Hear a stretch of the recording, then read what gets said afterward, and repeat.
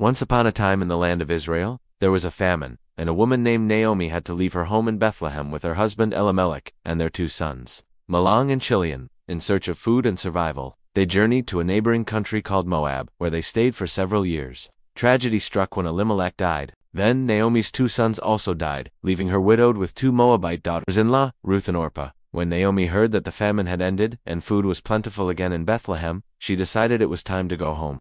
On their way, she told Ruth and Orpah to go back to their families and said, "The Lord be with you. May you find rest in my father's house." But Orpah kissed her mother-in-law goodbye and went back to her own people. However, Ruth refused to leave Naomi's side. She declared, "Don't urge me to leave you or to turn back from following you.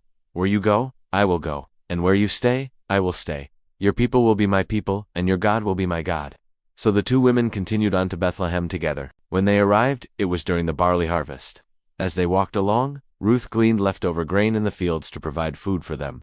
Little did she know that this particular field belonged to a wealthy and honorable man named Boaz, who was also a close relative of Naomi's late husband, Elimelech. One day, while Ruth was gleaning in the fields, Boaz noticed her hard work and devotion to Naomi. He asked his workers to purposely leave some grain for her to gather, along with other acts of kindness. When Naomi heard about what Boaz had done, she was overjoyed and said, "The Lord has not forgotten us, despite our great suffering. The Lord has not forsaken us, neither in our time of trouble nor in the time of our deliverance. I surely will praise the Lord now and forever. Surely my heart rejoices, and my hope is lifted up."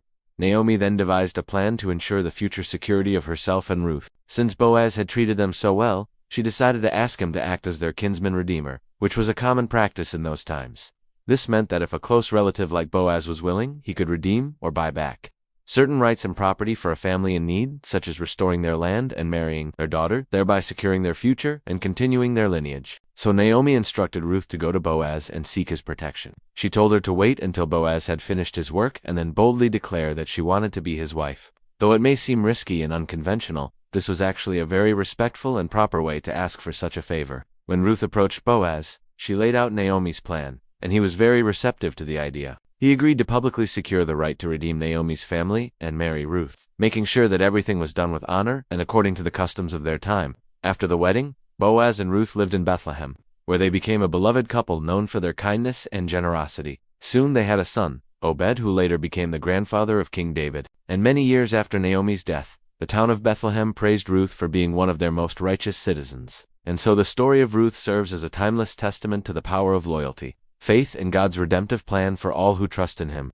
Let's take a moment to think about what lessons we can learn from this amazing story. First, we see the importance of being loyal and steadfast, like Ruth was to her mother and Naomi, no matter what challenges or changes in circumstance they faced. Ruth remained committed to staying by Naomi's side, which ultimately led to great blessings for both of them. We also see the importance of trusting in God's providence, even when things seem bleak and hopeless. Even in the midst of a terrible famine, Naomi took a leap of faith and decided to return to Bethlehem. And because of her trust in God, she experienced a restoration of hope and an abundance of blessings upon her return. Moreover, the story highlights the transformative power of kindness and compassion. Boaz could have easily turned away Ruth when he saw her gleaning in his field, but instead he chose to treat her with dignity and respect, providing for her physical and emotional needs.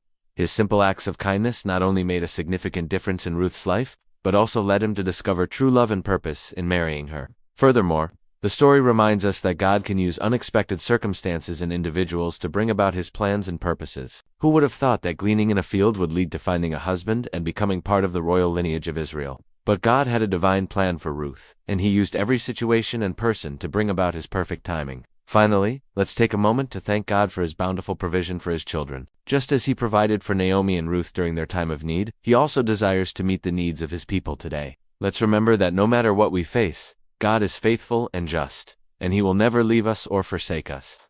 May the story of Ruth inspire us to live lives filled with loyalty, compassion, and unwavering faith in God's providence. Thank you for watching, and until next time, may the Lord bless you and keep you always.